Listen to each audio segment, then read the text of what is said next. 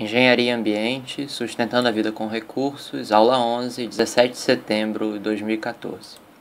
Objetivos da aula: identificar os recursos necessários à vida humana, descrever o fluxo de energia na produção agrícola, identificar os principais impactos ambientais da agricultura.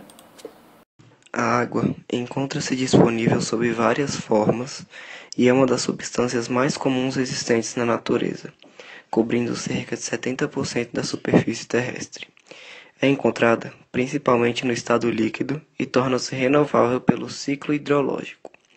Estima-se que a massa total da água no planeta seja aproximadamente 265.400 trilhões de toneladas, distribuídas principalmente nos oceanos.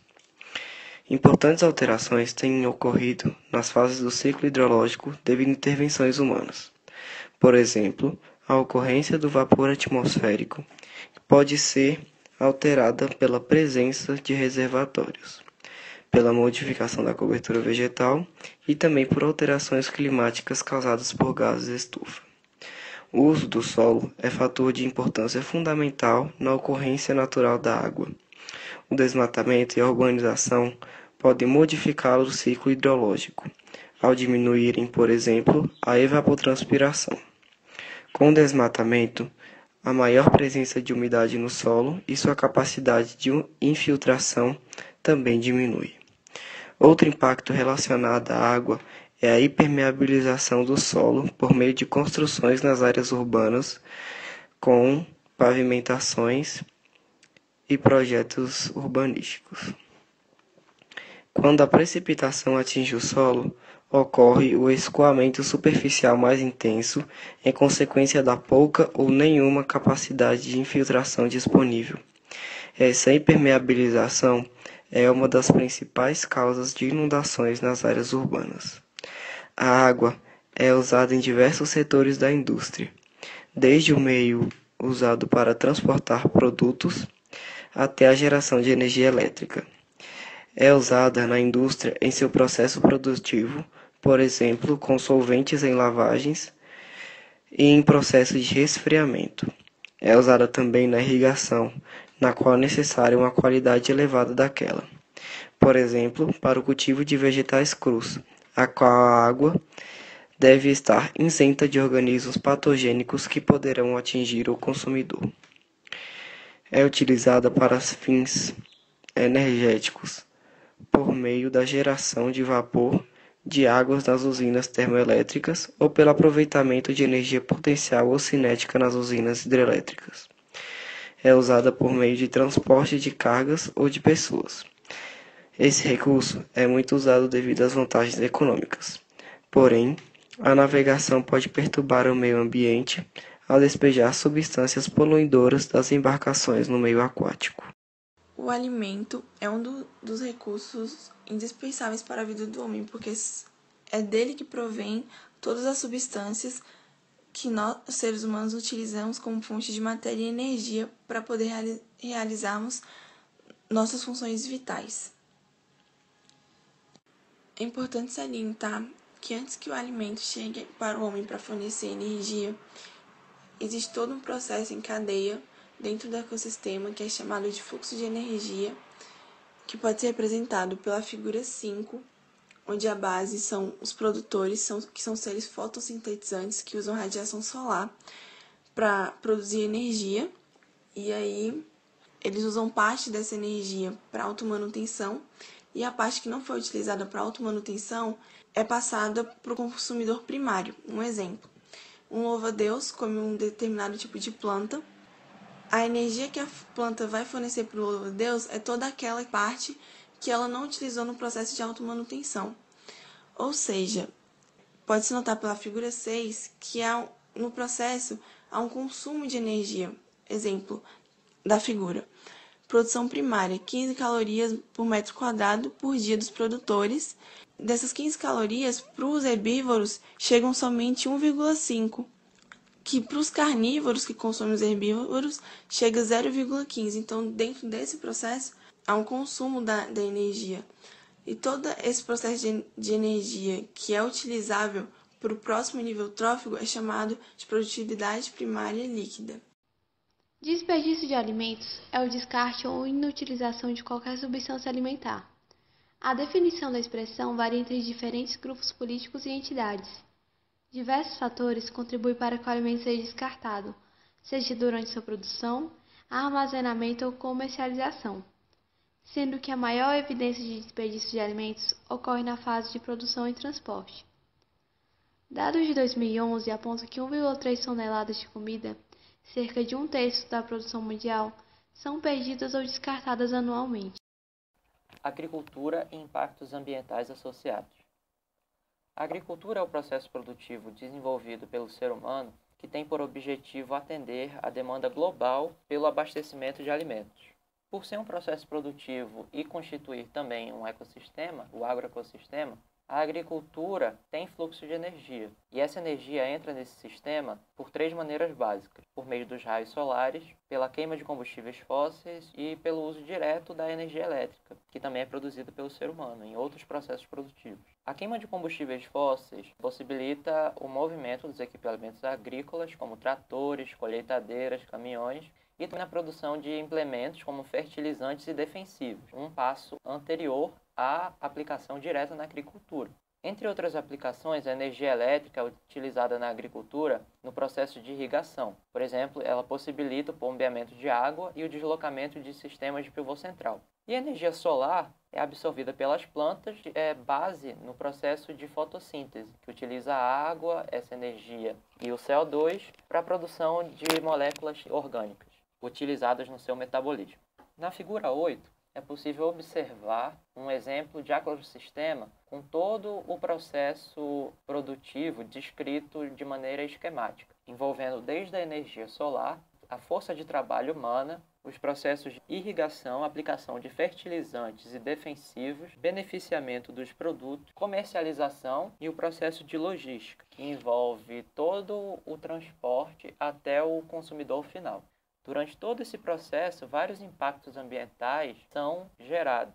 Na figura 9, observamos a distribuição do consumo de energia nas diversas etapas da produção agrícola. O gráfico apresenta 3 barras básicas que descrevem como é a distribuição em países desenvolvidos, em desenvolvimento e uma média geral. O preparo do solo em países desenvolvidos exige muito mais energia do que em países em desenvolvimento. Já a aplicação de fertilizantes em países em desenvolvimento exige bem mais energia do que em países desenvolvidos, assim como a irrigação. Os processos de aplicação de fertilizantes, de irrigação e de combate às pragas com defensivos causam o maior potencial de dano ambiental ao ecossistema, apesar de nem todos esses 3 itens envolverem grande quantidade de energia, como a irrigação e combate a pragas. Não são itens de grande exigência de energia comparado a fertilizantes e preparo de solo, que é onde há a maior movimentação de máquinas e de equipamentos. Apesar de não exigir grande quantidade de energia, o processo de irrigação é essencial para a agricultura. Existem vários métodos de irrigação. Por exemplo, na figura 10, mostra-se um sistema de pivô central, bastante eficiente, pois irriga uniformemente a lavoura. Nas figuras 11 e 12, é possível observar o papel da água na produção agrícola. Mais especificamente na figura 11, é possível observar o quanto de água é consumida nos 3 principais setores da sociedade: processos de agricultura, indústria e consumo doméstico. Nos 3 casos analisados, a média mundo, países desenvolvidos e países em desenvolvimento, os processos de agricultura exigem grande quantidade do total de água consumida no mundo, variando entre 82% em países em desenvolvimento e 30% em países desenvolvidos, tendo sua média de 70%. Já na figura 12, é mostrado o volume de água necessário para a produção de 1 kg de produtos agropecuários, mostrando que são valores elevados, considerando que só 1 kg de alimento será produzido com, por exemplo, 20 mil litros d'água, considerando todo o processo produtivo. Na figura 13, vários outros produtos são mostrados de acordo com sua demanda de água. Já na figura 14, mostra-se o quanto de água que foi virtualmente exportada junto com os produtos exportados pelo Brasil no período entre 1997 e 2005. Na figura 15, mostra-se que a necessidade de irrigação é crescente. Os dados variam num período de 10 anos, entre 1992 e 2002, e mostra-se um grande aumento a partir de 1997, portanto, fim do século XX e o início do século XXI. Mas o que devemos considerar, na verdade, são os impactos que todo esse consumo de água pode vir a causar ao ecossistema natural. E é aí onde começamos a observar os impactos ambientais negativos da agricultura. Primeiramente, todo esse consumo de água pode causar uma diminuição das quantidades de água disponíveis em mananciais. E aí, associado a outros produtos ligados à agricultura, como os fertilizantes e os defensivos químicos,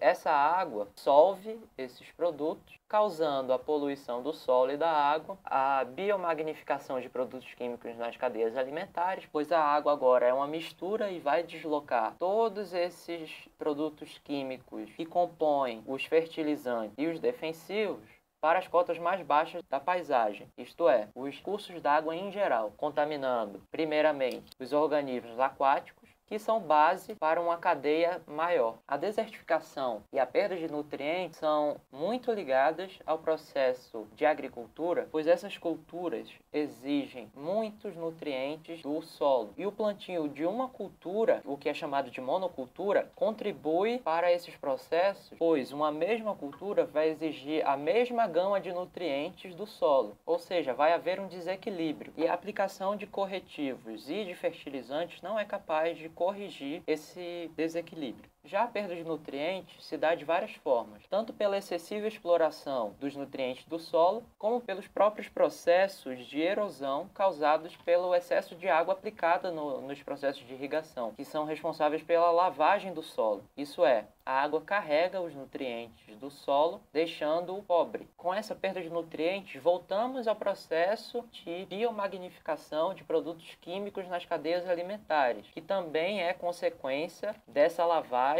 e da ida dos nutrientes, de todo o composto dos fertilizantes e dos defensivos para as cotas mais baixas do ambiente. Esse processo pode causar tanto a eutrofização da água, que é o acúmulo excessivo de nitrogênio e fósforo, que também prejudica a vida aquática e todos os outros indivíduos dependentes desses organismos, assim como a biomagnificação, que é o acúmulo de substâncias tóxicas durante todo o processo de cadeia alimentar. Isso acontece porque as substâncias tóxicas entram em contato com a alimentação de organismos que vão servir de alimento para outros. E as substâncias tóxicas não são transformadas em outras moléculas orgânicas. E isso faz com que elas se acumulem no organismo e virá a ser consumido por outro animal que continuará acumulando, observando-se então um gradual acúmulo de substâncias tóxicas de acordo com que avançamos pelos níveis tróficos.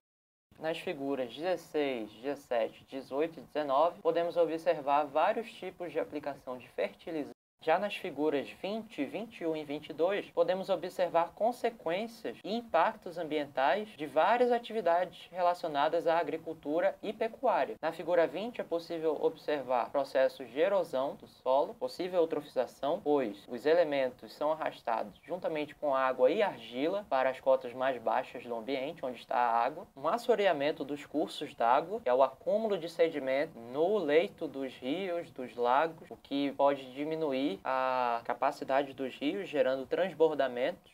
E é possível dizer também que poderá haver biomagnificação, pois todos os elementos envolvidos na agricultura, todos os componentes dos defensivos, dos adubos, de todos esses implementos utilizados na agricultura, podem ser carregados juntamente com a água, contaminando os cursos d'água mais abaixo no relevo. Na figura 21, é possível observar a erosão causada pelo deslocamento de animais. A erosão facilita com que haja a lavagem do solo, o que causa a perda de nutrientes daquele solo. E na figura 22 podemos observar um processo de desertificação, que é um solo que perdeu todos os seus nutrientes e agora é estéril, não consegue suportar vegetação. Isso é consequência de uma prática excessiva de monocultura, de falta de cuidado com o solo utilizado na produção agrícola.